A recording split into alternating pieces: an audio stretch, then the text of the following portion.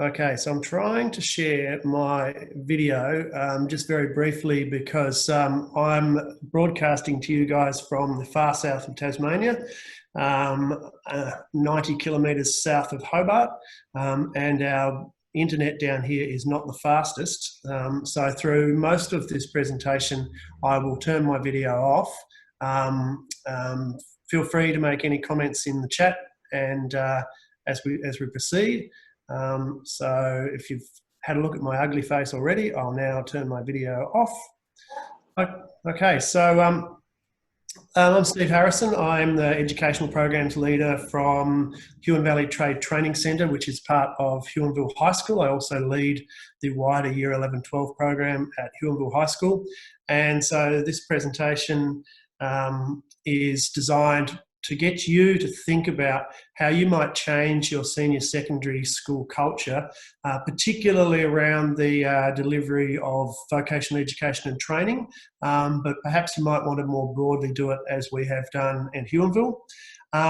So I originally presented this talk at the ACSA conference in Melbourne last year, but I've tweaked it a little bit, particularly after a request from ACSA to consider about how we might be operating in this new world of remote learning from COVID-19. So the last third of the presentation will be about that.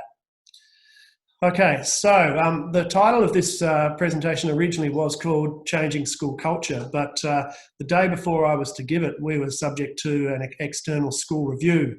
And I overheard some of our students speaking to one of the reviewers, and one of our students just said, it's not really like school, it's just different. And I thought that was a really good way to sort of lead into the presentation. Okay, so first up, we've got a problem here. Here we go. Wow, excellent. So firstly, have you ever heard a student say to you that school sucks? And if so, have you ever thought they might be right? Okay, so there's been a fair bit amount of research and media coverage over the last 5 years about the outdated nature of schools in our society, the allegation that we're still working with an industrial model as opposed to something which should be better placed in the 21st century. This presentation will be up on video for you to watch, so feel free to search for any of these links when you do that, but I'm not going to cover them off in any detail so far. However, I'd just like to revisit the theme of flogging a dead horse. And this is a really interesting link here, very tiny print on here, but it asks lots of questions about why we haven't changed schools, and it ends up with asking the question, are we flogging the dead horse in education? And it really struck me because 20 years ago, in 1990, or more than 25 years ago, in 1996, I did a series of presentations here in Tasmania, and the first slide was talking about dismounting the dead horse, getting off the dead horse of unchanging education. So it's good to see that nothing has changed in 25 years. So a bit of background context about Huonville High School. So Huonville High School is located here in about 45 k's south of Hobart. I am currently broadcasting to you from here. And this is a sort of a snapshot. Huonville High School at the top end of the Huon Valley, where all the wonderful produce is grown. Now, in Tasmania, our school system was a little bit strange, so that our school system concluded at year 10 for secondary schools, and then if students wanted to go to year 11 and 12, they had to visit a secondary college in Hobart, which made it particularly difficult for rural and regional students to engage in further education. And so the current Liberal government embarked on a campaign since 2015 to expand rural schools in particular to extend to year 11 and 12. So in terms of our Trade Training Centre operation, our Trade Training Centre opened in 2013, and we were permitted for the first time to run some year 11-12 programs, which were largely vocational and training, or pretty much all vocational training. And then from 2015, we're allowed to expand to a wider range of Tasmanian Certificate of Education subjects. Our clientele is very, very interesting. We have people on our school staff who actively push the view that if you want to succeed, you have to leave the Huon Valley. And so there's a strong push for any academically minded students to leave the Huon Valley. And such that we tend to attract mainly those students who are disengaged from learning, not just disengaged in terms of the rugged and buggered, but some people for whom the years 7 to 10 model of learning is just not for them. So when we established our program back in 2013, we thought very carefully about establishing a point of difference so that the educational experience for the students was fundamentally different to what they'd experienced in years 7 to 10, but also fundamentally different to what they might experience in a senior secondary college in Hobart. And so we moved from the red brick 1940s building to a brand new $6.4 million trade training centre and advanced learning centre for years 11 and 12.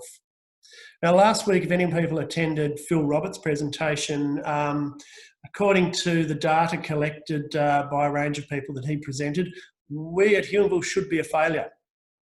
Okay, we are a rural outer regional school. Our ACSA is 905, which 85% of our students are in the bottom or middle quarters, 60% in the bottom. Now that's talking about 7 to 12. When we talk about our year 11, 12, it actually gets even broader in terms of our ACSA. We're probably even lower than 905. 23% of our students are Indigenous. As I mentioned before, we suffer from what's called the brain drain to the city, where some of our teachers actively encourage our best and brightest to leave Huon Valley, and so many of our students are disengaged. And so, following on from Phil's presentation, this is two studies, one in Victoria in 2011 and one in New South Wales in 2000 and I can't quite read that there, was quite recent, 2012, looking at achievement on higher level subjects versus ACSA. And so the general pattern across both states and across the country is the lower the ACSA, the lower the achievement. And I want to come back to that when we look at our achievements. Again, here's another snapshot from Phil Roberts' presentation about location. So this one here, the light blue, if you can see, refers to the outer regional areas, and so it's highly unlikely that you can achieve at these top level subjects simply by living in these outer regional areas. So firstly, a brief little snapshot of what our Trade Training Centre looked like from when it started, which will set the picture as to why we adopted some of the changes that we did. Okay, now if this doesn't broadcast particularly well over Zoom, the link will be provided to you. It's on YouTube, so you may be able to watch it there. Situated in the picturesque southern region of Tasmania is the Huon Valley Trade Training Centre, offering nationally accredited training to young and older people in Tasmania's rural and remote communities. Students commute daily to and from the centre, an invaluable journey allowing access to quality education and training pathways that were not always available before the establishment of the centre. We've got currently 8 trade training centres in rural and regional areas around Tasmania, and they're a fantastic opportunity for students in year 11 and 12 to participate in training with adults and community members and get a nationally recognised trade qualification. The Trade Training Centre is essential for ensuring that the range of employment pathways are extended, therefore providing greater opportunities for our young people of Tasmania. Authorised by the Tasmanian Government, Hobart. Spoken by L. Jess and S. Harvey. So you can see pretty much straight away from that snapshot video back in 2013 that we were a very different operation than you might expect in a normal school. We had a combination of adult classes and classes for year 11 and 12s, and even many of our classes, or in fact majority then, of our classes were actually comprised of 11, 12 students and adults learning at the same time. So from the very beginning, we had to adopt a different type of culture where we had to expect our students to perform like adults because we couldn't expect the adults to behave like children. So this is a little bit of interactive, and we'll see how this goes. Don't worry if it doesn't get as interactive as you like. We're all finding that's what it's like with remote delivery at the moment. But firstly, I'd like you to think about when you hear the term teacher, what do you think about? So give yourself about 5 seconds or so to get a picture in your head what you think about teachers. And ask yourself, did you think of something like this? Doesn't matter if you did or you didn't. There's no right or wrong in this presentation. But those are the top 3 Google image searches for when you search for the term teacher. And so we've got 2 out of 3 males, all 3 standing in the front of a group of people in front of a board. And ironically, it's a blackboard, delivering outward to students. Well, at Huonville, when we think of teachers, we think of this.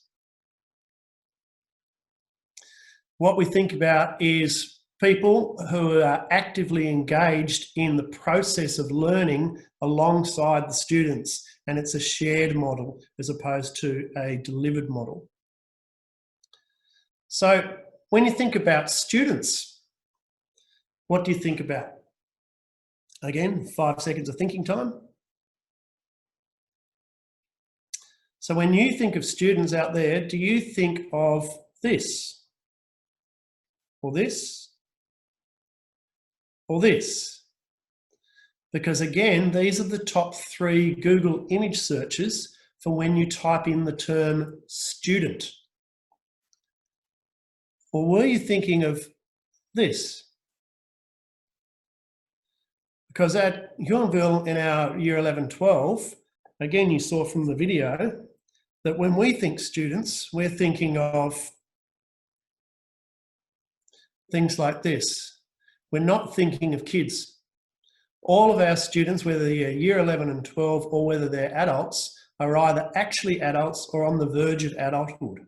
And so to regard them as kids is to actually keep them at that lower level and keep them in a more submissive type of model. If we regard them as students, and my staff are forbidden from referring to my students as kids, then we start to have a different perspective. Because this is a perspective that might be more typical in schools across Australia. So have a look at this picture. Are these students or are they kids? Just think for yourself. Again, it's not as interactive as it would like to be. But for me, when I saw that picture in the newspaper, I thought, okay, there's 4 young school kids, probably grade 8 or 9. And then you saw the caption. So this is quite a supposedly respectable private school in Tasmania, St Michael's Collegiate. And all of those young people there are adults. They are all 18 years of age. They are legally adults. And why should they, in the school environment, be treated any differently than they are treated in the social environment in society? We need to start treating these young people as developing adults or as actual adults. So that's the sort of picture where we're coming from in terms of the type of clientele we were dealing with. And the next bit we're going to talk about is the contrast between what we call the hard curriculum versus the soft curriculum. So the hard curriculum is that stuff imposed upon us by authorities, such as ACARA, NESA, Victorian Curriculum and Assessment Authority. Oh, in Tasmania, we don't have an authority, we've got an office. But never mind, they're the people who say what we have to teach, what students have to learn, how it will be assessed, what standards students have to achieve, and a whole range of things like that, how we comply with delivering those things. But students learn a hell of a lot more in school than the hard curriculum. So when I refer to the soft curriculum, what I'm actually referring to are all those things which can often be called school culture.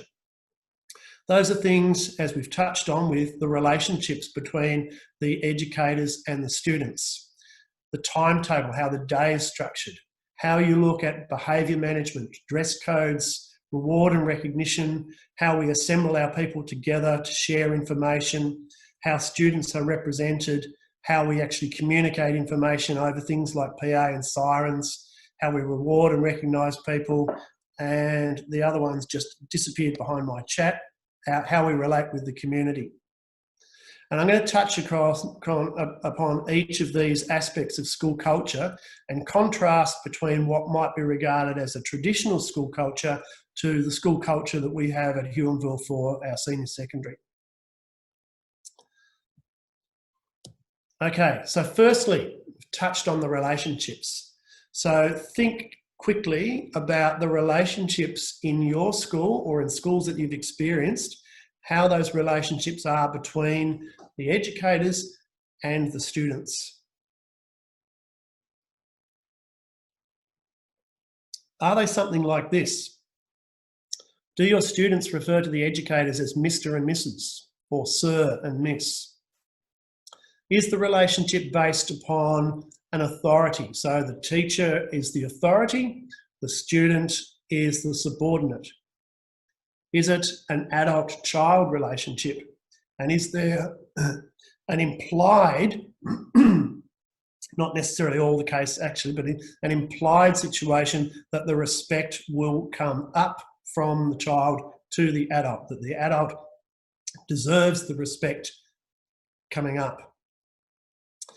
That's fairly traditional. It's certainly traditional in the rest of Huonville High School. In the years 7 to 10 experience for our students, that's what it's like.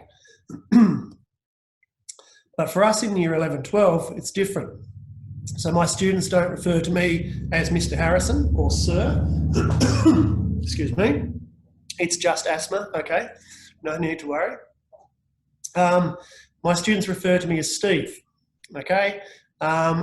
I asked this question in a presentation to our staff. I said, what other profession is it expected that the junior members of the profession refer to the senior members of the profession as Mr., Mr., Sir or Miss? And the answer I got, and the answer frankly horrified me, from a teacher who said, oh, the justice system. And I thought, oh my God, do people seriously think we're preparing students to cope with the justice system? Because in no area of employment that we operate in do we refer to people, even in our own employment, we don't refer to our principal as Mr. Okay, in Tasmania, I refer to the Secretary of the Department of Education as Tim, and he refers to me as Steve. So we need to start getting into the way that the modern world of work works. The second bit about is that our relationships are not based on authority, they're based on a recognition of expertise. And to give you an example of how sometimes that changes is when I run my aquaculture class and I deliver the unit on remotely operated vehicles, I don't deliver it myself. For the last 2 years, I got one of my students to deliver it because Brad was employed on a school-based apprenticeship with one of the aquaculture companies, and his job was to operate $300,000 remotely operated vehicles underwater inspecting nets of salmon cages. So Brad had the expertise, so Brad delivered the training.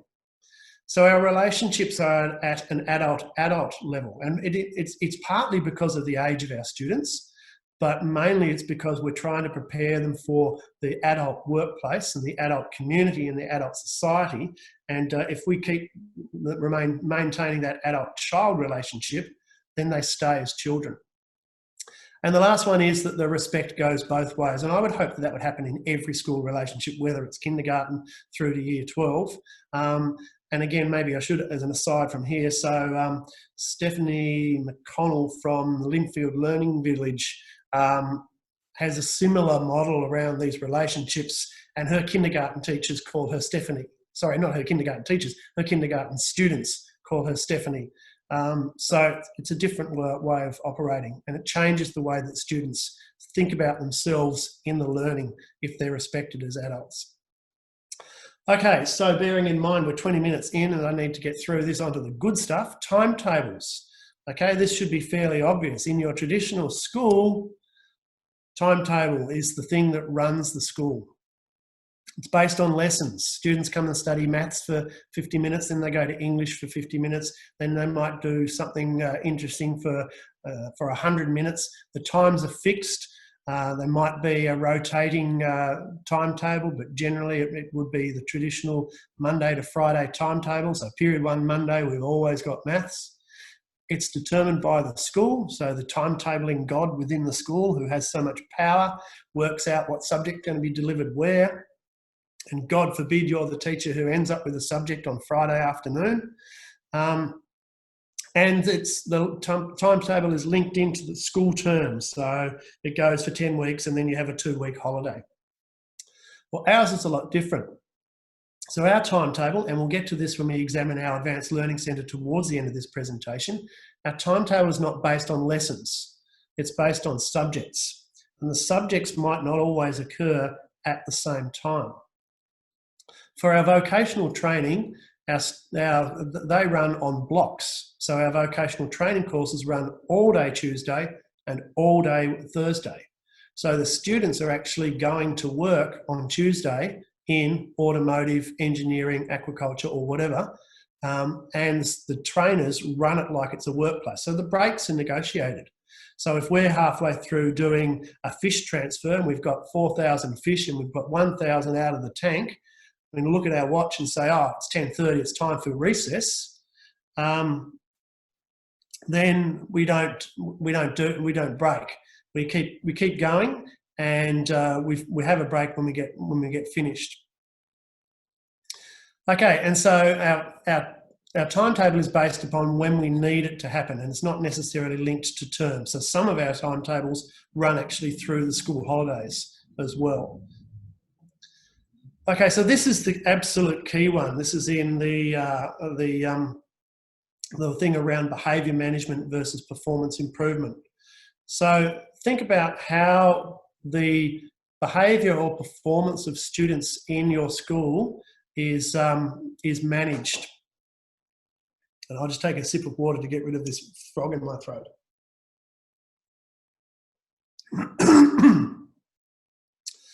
Okay, so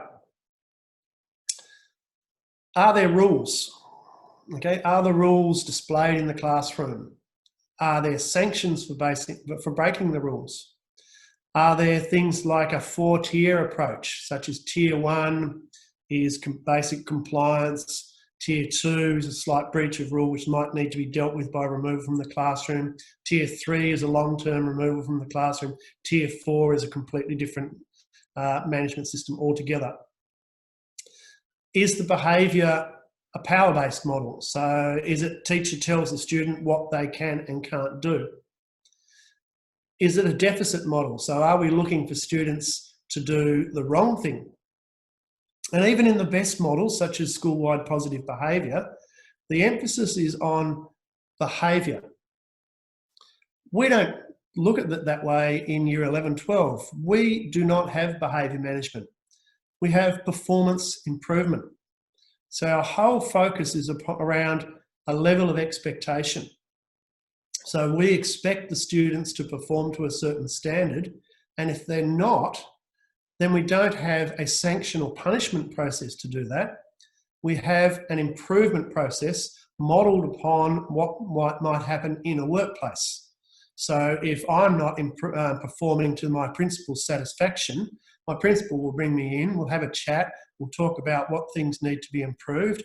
If it doesn't improve, we might be getting a little bit more formal. There might be a formal instruction that you need to do so and so and so and so by this certain date. And so we employ that same model with our students. And those improvement goals are actually agreed between the student and the staff. So as I said, we have a performance improvement program which is fundamentally linked to the reason why the students are there, which is to achieve the learning outcomes.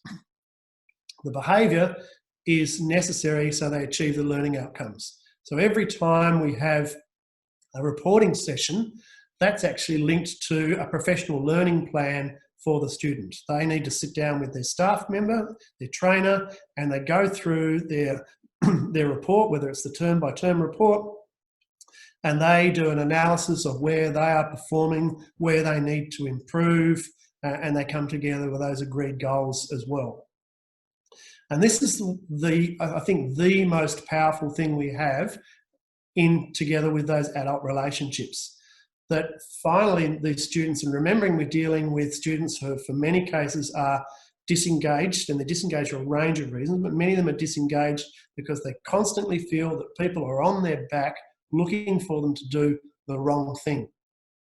And suddenly people are working directly with them to improve them to achieve not just the rules, because the rules are only there to make sure that the learning happens and the focus is upon the learning.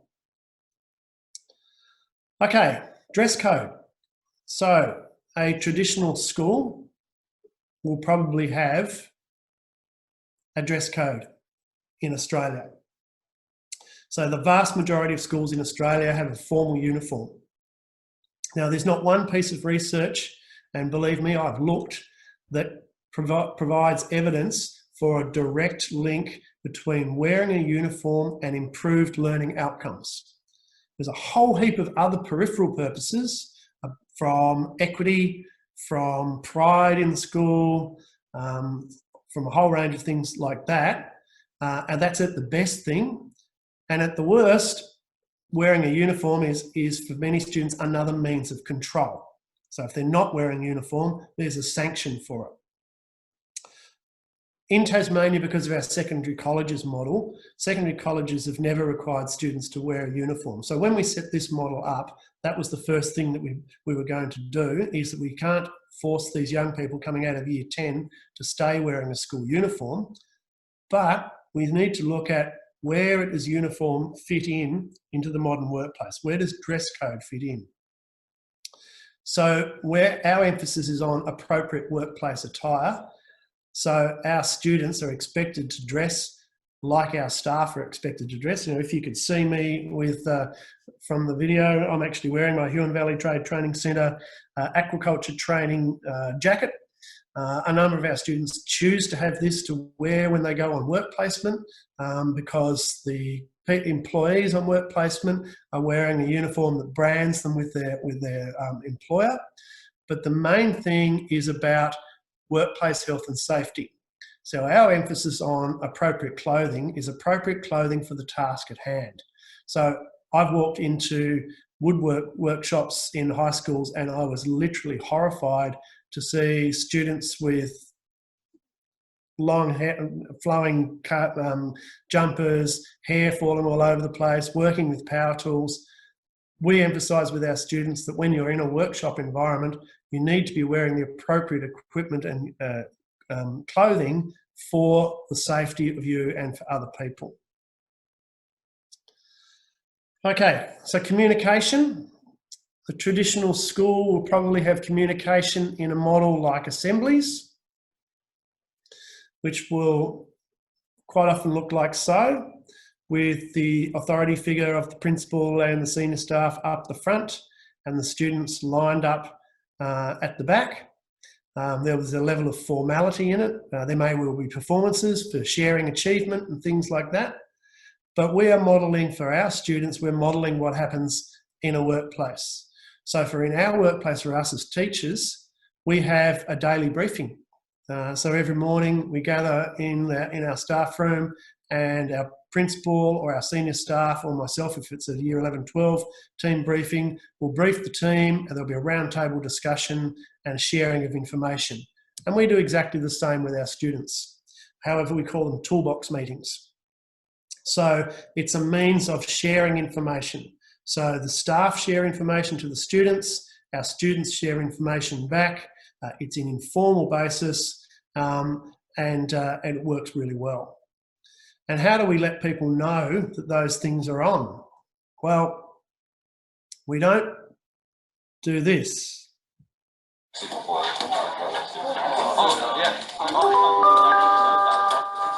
for the interruption, staff. We now require Year 10 orange and Year 10 red to please make your way to the cafe.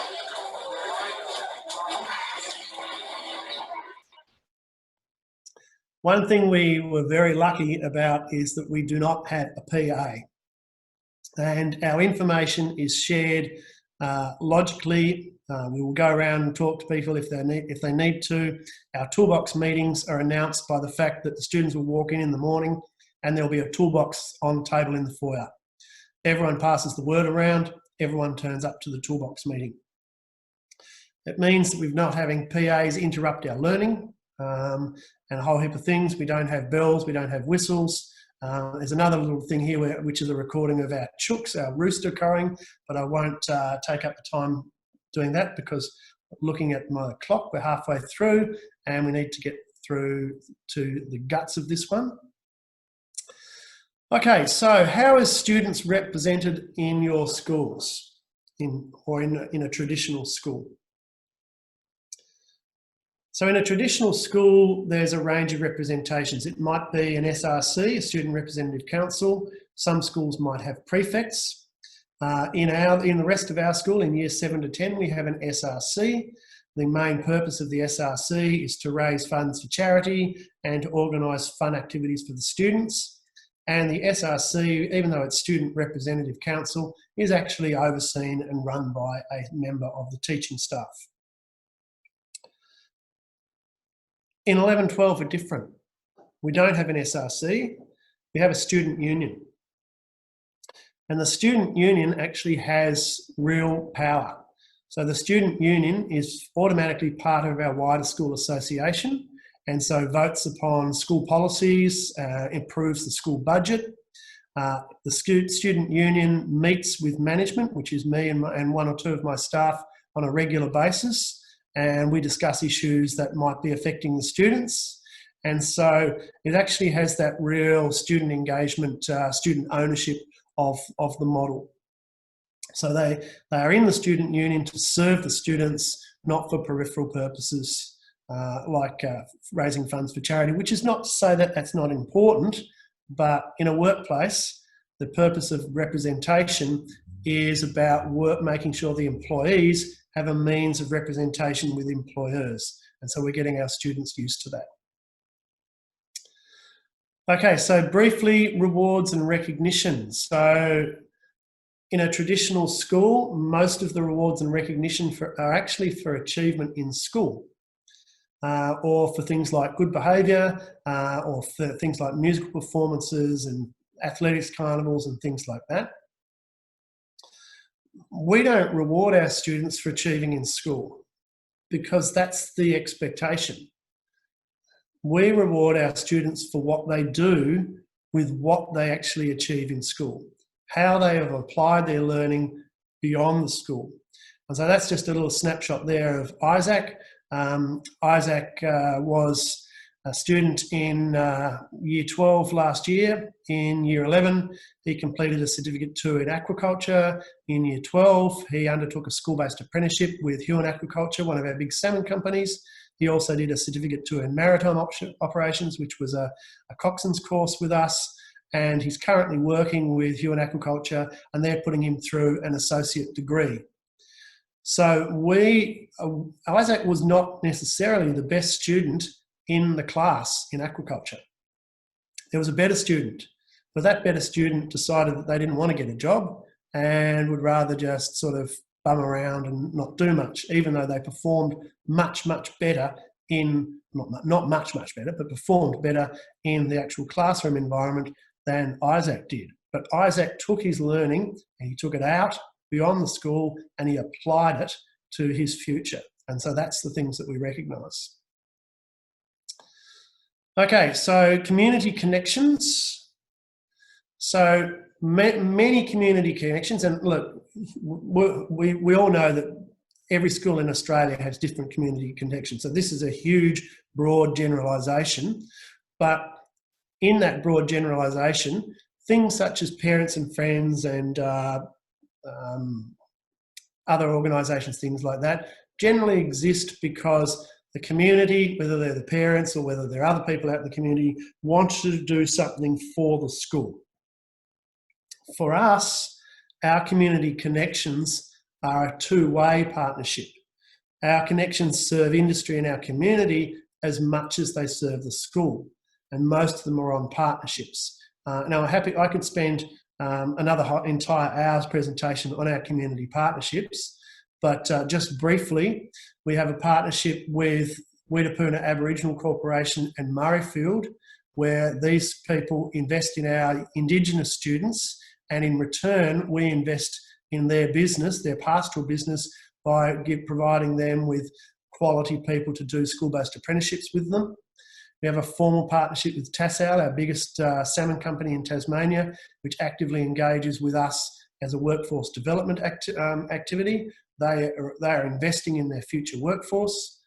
We have a partnership with Huon Valley Seafoods around the Huon Urchin Alliance, where we're establishing a new aquaculture industry with the short-spined Tasmanian sea urchin, Heliochiatis erythrogramma, not the invasive long-spined version. So our community partnerships are broad. We have a board of management for our trade training centre. We have a business partnership group which has a representative from each of the industry areas that we train in, which looks at how we can provide workforce development opportunities for them and how they can provide opportunities for our students. We have a huge amount of third-party use, so our facilities are hired out many times by a range of people. An early episode of Matthew Evans' Gourmet Farmer actually featured a vision of our kitchen.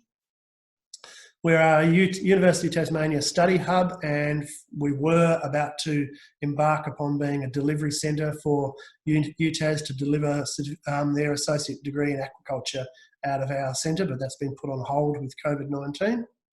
So our engagement is as much about what we can do for the community as what they can do for us.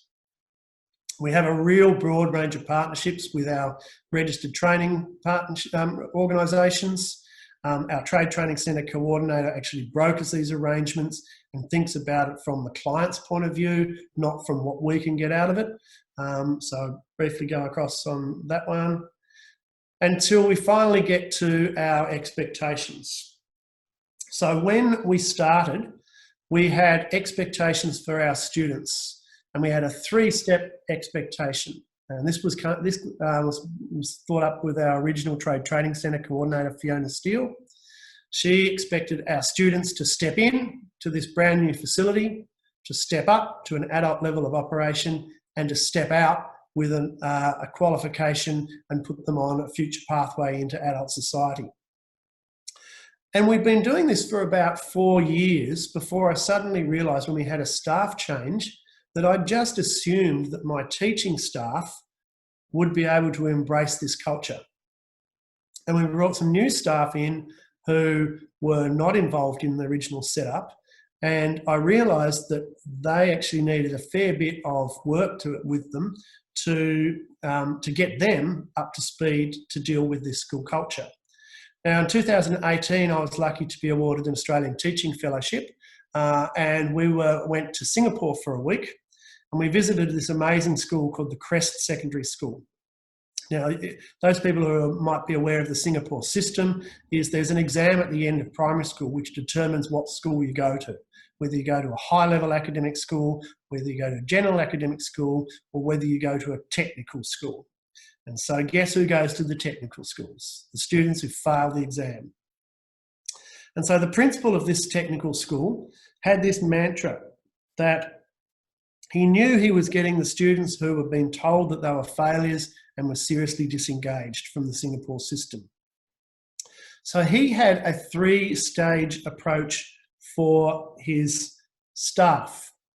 He required that his staff reboot the learning experiences of students. So turn their learning experience completely off, forget about their past learning when they were being told to be failures, and give them the opportunity to taste success. And to do that, they then need to recondition their learning habits and expectations that these students were not expected to achieve for 6 years of their schooling. So suddenly he had to make sure that his staff expected these students to achieve. And in doing that, it was important that he restored their self-confidence. So I saw those 3 and I thought, yeah, that's what I need for my staff. But I added a 4th one. The 4th R, respect. And it can only work both ways. So in adding the 4th R to the staff, I had to add a 4th S to the students. So it's step into the new world of learning, step up to an adult level of expectation, step out with a qualification, and step on to the pathway for your future. And we have these in big signs around our centre.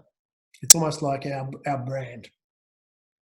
So the culture was set. We put a lot of effort into setting up this culture. We were lucky that when we first had this, we had 6 months to determine what the culture was like before we got our first students. So we didn't have to plan for it on the run. So we had adult relationships.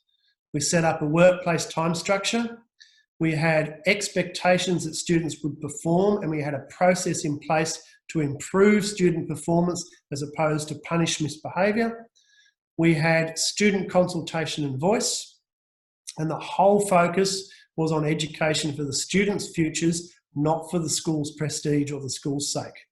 And so then we're able to embark upon the actual learning. And the most important thing about the learning was, from day one, I demanded that the learning had to be purposeful.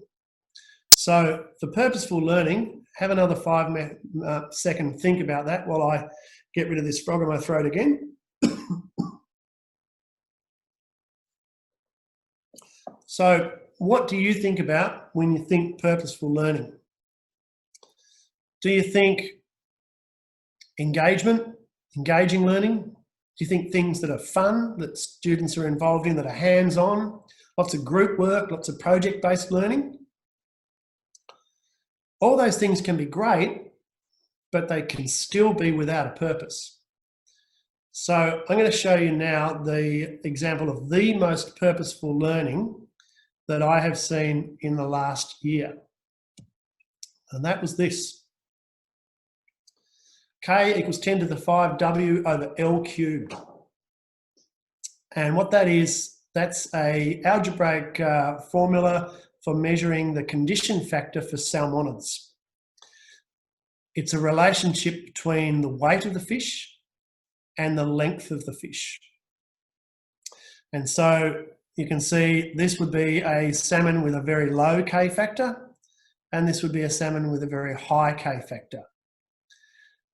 I had a class of 15 Certificate 1 in aquaculture students from years 9 and 10, because we also do run some 9 and 10 programs in our centre. Now these students were seriously what our assistant principal terms your type of student, Steve. I'm not quite sure that he means that with any sort of positive. These are the students who get sent to aquaculture because they're good with their hands. Even though the aquaculture industry is one of the most advanced primary industries in Australia, and they need to be good with their brains. These students had weighed, they'd anaesthetised, and they'd weighed 100 salmon. They'd measured their length, and they'd measured their weight, and then they had to calculate this algebraic formula 50 times each. Their heads were down, their bums were up, the room was in silence, and these 15 students who wouldn't have done anything in maths were doing algebra.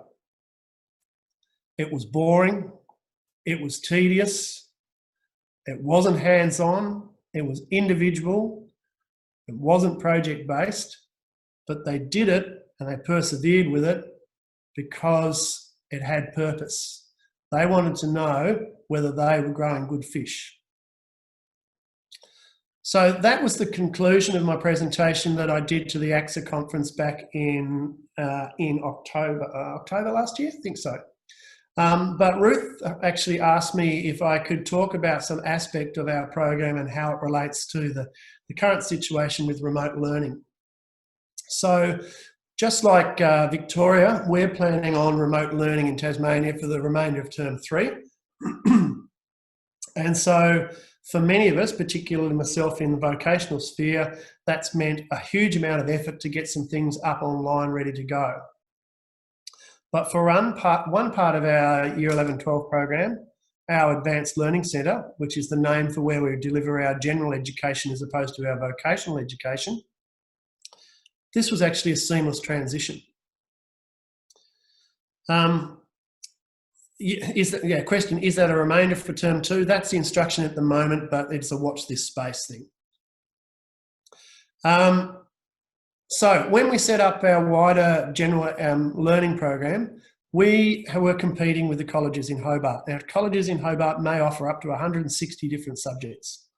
We knew that our maximum enrolment would be about 35 students in this program, which meant that realistically, we could offer them 2, maybe 3 subjects, which is no choice whatsoever, and it's no incentive for them to come.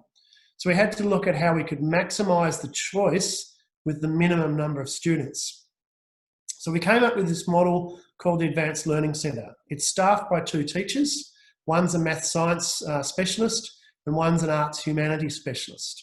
And together between them, they're able to facilitate the learning for 20 subjects to 35 students. And how do they do that?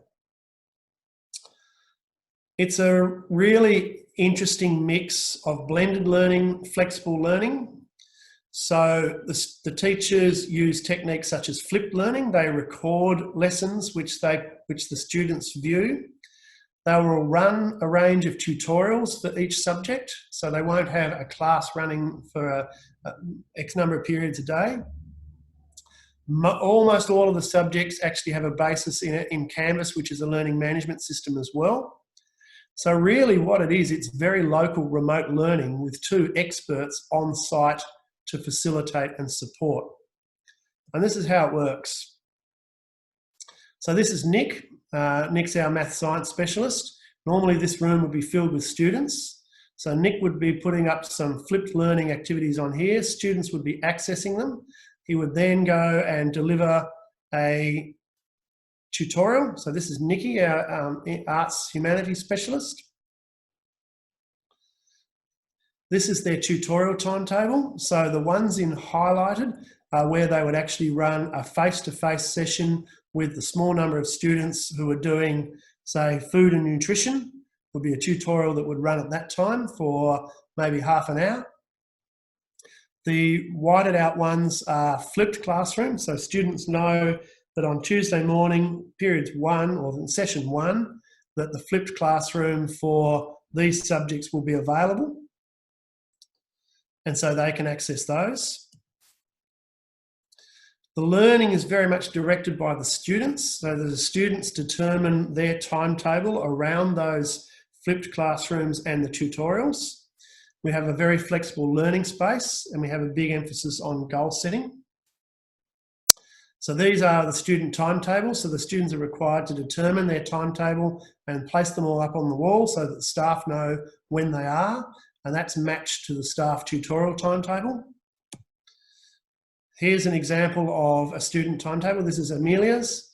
So Amelia is doing engineering in the Trade Training Centre on Tuesdays and Thursdays, and then she decides to block out her timetable this way for her remaining days. These are 2 other students, so you can see how flexible they are. They've both decided that English applied first thing on Wednesday morning is not for them.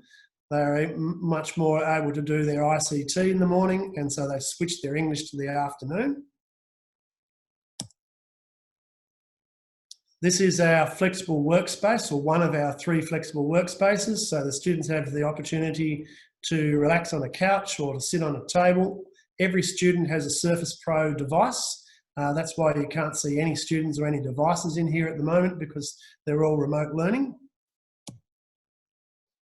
And we put a big effort into their goal setting. We found a couple of years ago that particularly in this model, students weren't used to actually setting goals. So they have to put a daily goal setting. They need to write down what they intend to achieve, how much they can complete on a SMART goal type situation, and report back against that. And to get this to work, you really have to structure it. So I call it structuring the unstructured. We have to make sure that everyone is aware of what the syllabuses are, everyone is aware of what the learning outcomes are, what the learning activities are, everyone is aware of what timelines need to be met and what resources are available. So around the building, there is on each board, there are the syllabuses and the subject areas. So this shows workplace maths, general maths. I can't quite read that with my without my glasses on. Maths Foundation, so that's the maths board. It will have the official task, which is the Tasmanian Assessment Standards and Certification Office syllabus there. It will have the learning activities that will be expected at various times during the year. The students have to tick off when they're completed and the date. It records how many points this subject earns towards the TCE, whether it provides the literacy tick for the TCE. Here's another example of a maths one. So here's the teacher has put his scope and sequence up there. We're audited against our scopes and sequences, and we make sure that they're written in a format that students can follow, not just auditors can follow. There's another snapshot of how the English Applied one works. So the students always have access to these. They're keeping track regularly on what they need to do. There's the other scope and sequence up there. There's a resource centre, so every subject, the resources are available, whether they are the worksheets or whether they're supporting materials for biology, general maths, etc. And then there's all the submission centres. Now this building looks a little bit dull at the moment because there's nobody in it, but I walked into this building towards the middle of last year, and there were 30 odd students working in this building, 2 staff members, and I walked in, it was absolute silence. Walked around, just having a look, and went up to one of the groups sitting at this table just here, and I said, "So what's happening here then?" And this student looked at me with the utmost disdain on her face and just said, "Learning." And that's when I knew that we had something pretty powerful. So all of our policies and procedures are available for the students as well. They're not hidden away in a filing cabinet, so they're all on display. There's the way in which they can review their assessment process there. There's the academic integrity policy that they need to comply with. There's the performance improvement policy and procedure there for them to consult. So it's really, really structured, and it has been a complete seamless transition for those students from working in that building to working at home, because they're already independent adult learners. The students and the staff are already familiar with the technology. The structures are already there in place to support them. And the relationships that exist in the building, where they've always got those people to call upon in the building. So, "Nick, can you give me a hand with this?" Or, "I'm not sure I understand this." Those things are just a text away. So that's been a huge success for our program. The part, unfortunately, which hasn't been a success is our vocational program. And 50% of our students do a vocational certificate. And at this stage, if we don't come back before the beginning of term 3, 50% of our students will not achieve their vocational certificate. And that's a problem that's happening across the country, and no one seems to have been able to solve it yet. So, bearing in mind, we've got 6 minutes to go, I just want to get through some of our success stories, because remember, going back to the original slides from Philip Ross, based upon our ICSA, our location, our Indigenous nature, we should be a failure. In this picture here, the 4 out of those 5 students are full-time employed now in the aquaculture industry. I've had 60 employees 60 students since 2014 have got full-time jobs in the aquaculture industry, about 20 in the hospitality industry. Our TCE attainment is well above state average. Look, it's not at national average yet. We are talking about Tasmania here, but we're kicking goals above state average. We have in any one year about 8 or 9 students doing school-based apprenticeships, which is a seamless transition to employment. Even though we don't get the academic students, the ones who are encouraged to go elsewhere, we last year had our first 3 students to complete an ATAR. Those students were the first students in their family to go to school past year 10, let alone complete year 12, let alone go to university. We had 8 students out of our 35 Year 12s last year have gone to university. And our students can't keep away. Every day there is an ex-student in the building coming back to visit to see how we are. Maybe not every day, maybe every week at least.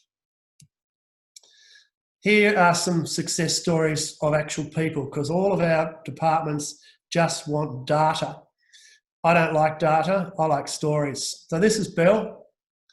Belle was featured on the front page of the Mercury in 2017, when for the first time the Mercury ever did a feature on Year 12 leavers as opposed to Year 10 leavers. Yeah, that's what Tasmania is like.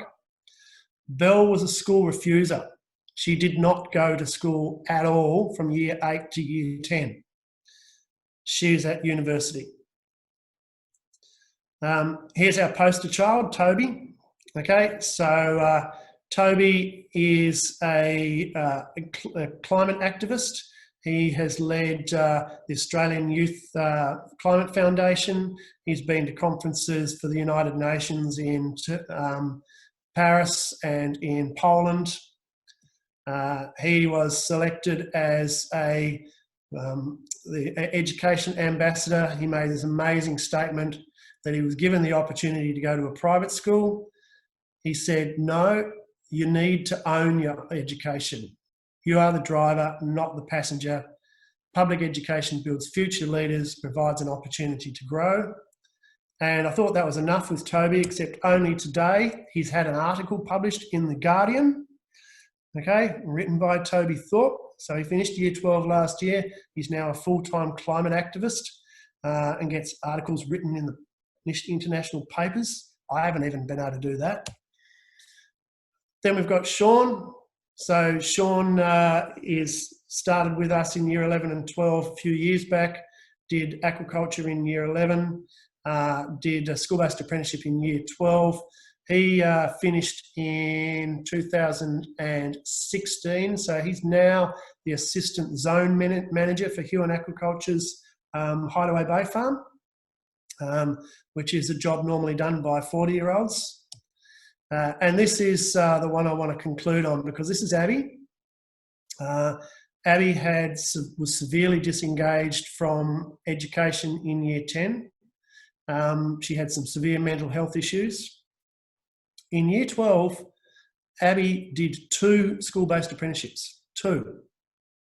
She did a Certificate 3 in Agriculture with the Weedapoona Pathways Program with Murrayfield, an Indigenous land council. She did a Certificate 2 in Business with the ANZ Bank. She also completed Year 12. She also was nominated for the Australian School-Based Apprentice of the Year. And if you look at this statement from Abby, and I'm just going to have to move my little chat down out of here. Abby says in this thing, I come from a hardworking family where not a single family member of mine went to college. Now, students refer to Year 11, 12 in Tassie as college. Some hardly made it through high school. So I'm giving it my best shot to complete high school, and I'm really proud of how far I can come, she added. And she had to choose which of the 3 full-time jobs she was offered. So this is what we're on about, is providing outcomes for these young people. And I'll close on another anecdotal one, because it's not easy running a program like this in a bureaucracy. And sometimes we've been told you're not allowed to run it like a workplace. It's a school. You've got to run it like a school. One of my ex-students said to me the other day when she was at work, when I called in to see her, and she said, Steve, if you'd run it like a school, I wouldn't have gone there and I wouldn't be here now. So it's right on 8 o'clock. So sorry to go over a little bit of time. I would have liked to, well, I'm happy to hang around for some questions. So feel free to chat away and ask me some questions.